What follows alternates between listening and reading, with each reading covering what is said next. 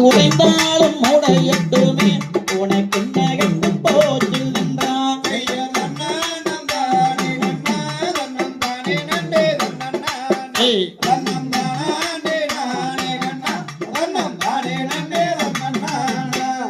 பவளத்தேர பெரிதங்கம் நீ அடப்பாளரிடம் நீ உரைத்து அந்த பவளத்தேர கொண்டு வந்து அடப்பாளர்களே நான்